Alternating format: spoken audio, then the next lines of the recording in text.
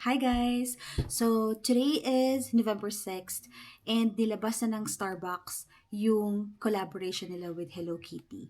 I think I found out na ilalabas nila to nung October, mga first week ng October, and then finally, now, nilabas na nila.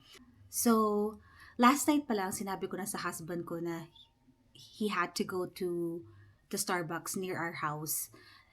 They opened at 5:30 today. And then, nandun na siya ng 5 a.m. this morning. So, luckily, nakuha ko yung dalawang tumblers or dalawang items na gusto ko from the collection. The first one I got, I'll show you guys. Ito siya.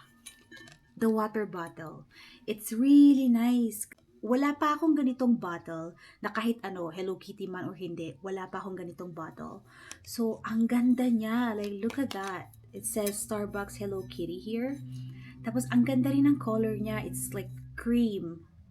Tapos, yung inside nito is stainless. Pero kasi advertise siya as water bottle. So, I'm just not sure kung pwede ba siya sa hot drinks. So, ayoko din naman i-try kasi baka masira yung sa loob. So, I guess I'll just use it as a water bottle. Happy naman ako kasi talagang ito yung gusto ko from the collection. Okay, so yung second one na nakuha ko is this one. This! Ang cute niya. So, this is the stainless steel tumbler. So, ito naman is advertise siya for hot drinks. Ang cute niya, tignan nyo. Oh my God. Ang gusto ko dito is mas marami siyang mga tiny designs or tiny details there. Ayan. Pero ang cute niya. Tapos, yung loob nito is also stainless din. So, ito is advertised siya for hot drinks.